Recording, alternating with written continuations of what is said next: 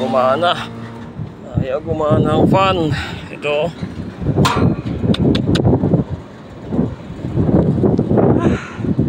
Ang init. Ayan. Napakainit mga karakmek. Ayan. Tayo.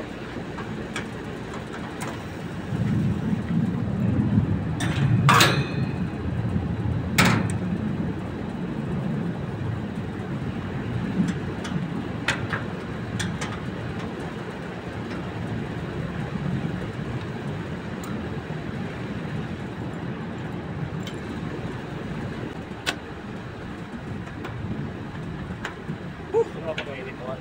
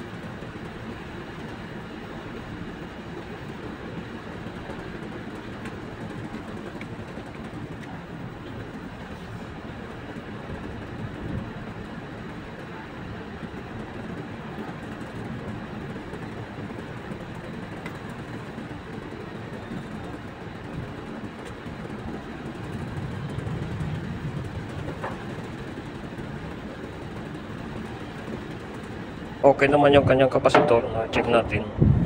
Gumagana naman siya. Sobrang init ng ito. Hindi naman siya stuck up pero sobrang init. Ito naman. Kaya pala doon kanina Tanggalin ko kaya muna to para hindi umandar. So tanggalin ko muna ito. Tapos bandarin natin. Ayan, itong linya.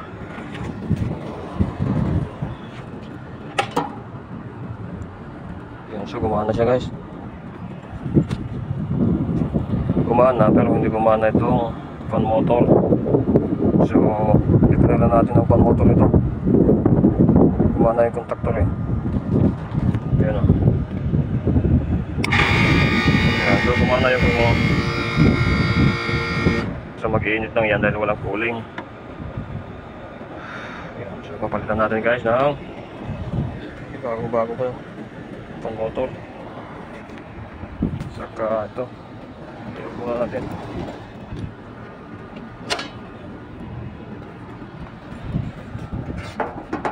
+60 5 UF.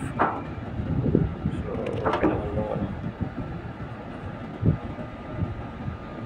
check na naman kung mayroon tayong 5 UF yan. Ayan, so yun nga mga karakmek, itutuloy na natin yung tinag-up natin kahapon na isang unit na AC concealed unit. Capacitor yung problema dahil yung kanyang fan motor ay hindi gumagana kahapon. So bale ito ay napalitan daw ng ating mga kaibigan at na-check natin ay medyo wrong mistake yung pagkaka-connection. So medyo hindi gumana yung kanyang fan motor na ganun, init siya. Bago naman yung fan motor kaya hindi naman basta-basta yan masira dahil bago. So yan na guys, natanggal na natin yung kanyang takip. So ito na.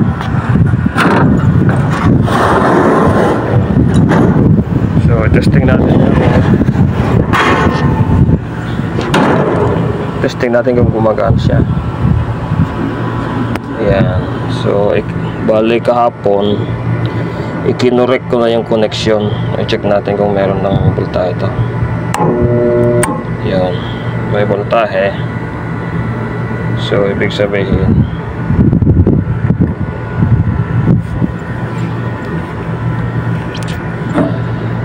hindi lang natin kinabit yung kanyang, so nakakabit yung motor pero hindi gumana. Hindi natin kinabit yung connection ng compressor. So ito guys, i-check natin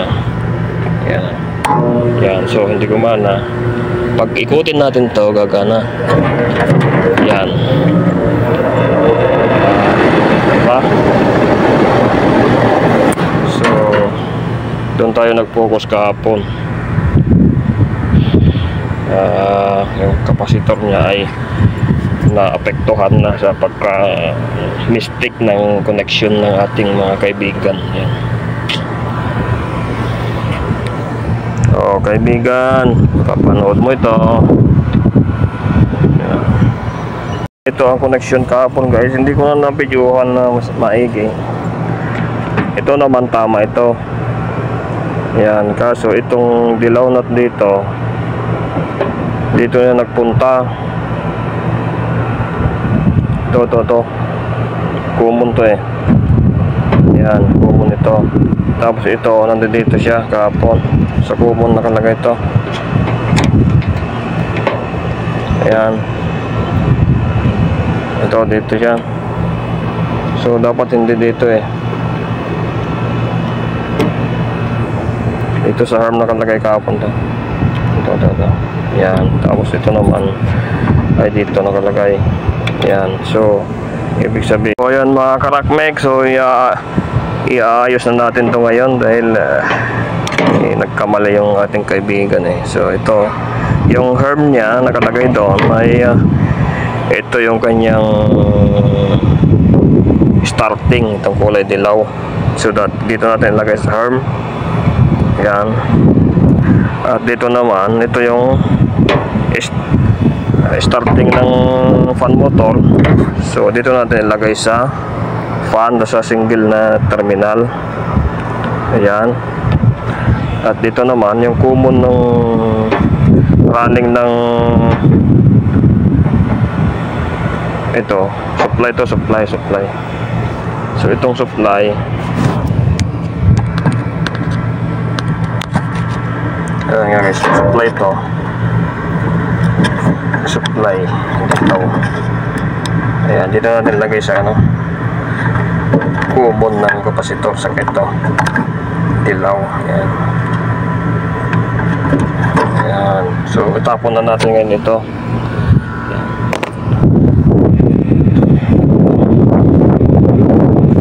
Kuhanin na natin ngayon yung kanyang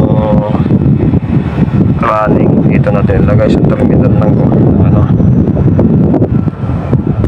terminal na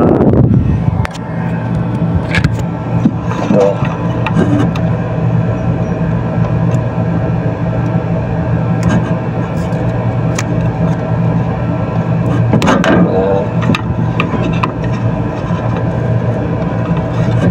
Terminal ng contactor.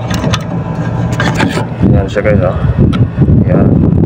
At saka itong kulay dilaw naman na ito, terminal na ito kulay black. Ito yung common ng compressor. Ayan.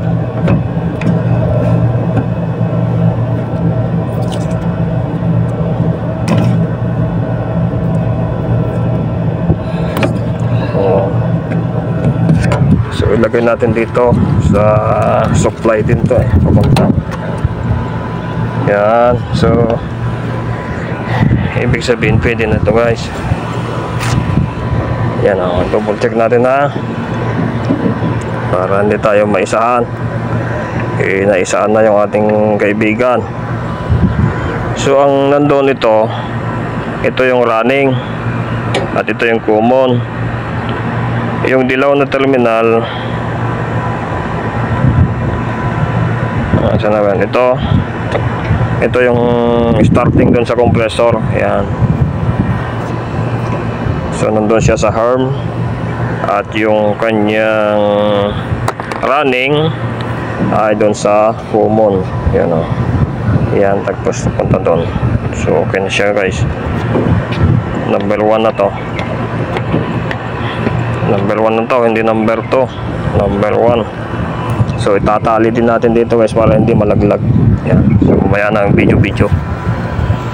So ayun mga karakmek, ipapakita ko lang yung kung tama yung ano dito. Yan. So ang kanyang C ay T1.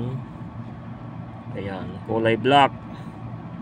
I-check natin dito sa kanyang contactor pumunta sa line 1. Tapos yung kanyang running ay kulay blue. So nagpunta doon sa linya din. Tapos yung kadugtong niya ay nagpunta sa ayan sa common ng kapasitor. Ayan. At yung kulay yellow naman nandito. Ayan. Ay starting T2. Ayan. So yun guys ulitin ko itong itim ay common dito sa compressor, yung dilaw ay starting, yung blue ay running. Ayan. Running ay blue. So nagpunta dito yung blue sa line 2 at pupunta doon sa common ng kapasitor. Yung dilaw ay starting, nagpunta sa arm. Yung itim ay common sa compressor, pupunta dito sa line 1. So ayan na guys, i-testing natin to. Kapit natin yung napunod na terminal.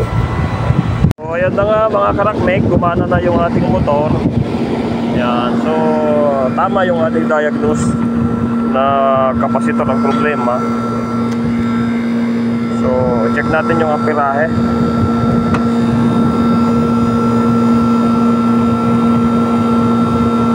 18.3 sa compressor. Itong motor 1.7. So ayan. So hanggang dito na lang mga karaknek yung ating cycling video. Yan, sa pag-troubleshoot at pagpapalit ng kapasitor natin na dual. Yan. So gumagana na siya. Thank you so much for watching. Mga karakmek, i-check natin yung kanyang karga. So medyo mataas siya, 80. Bawasan natin kaunti.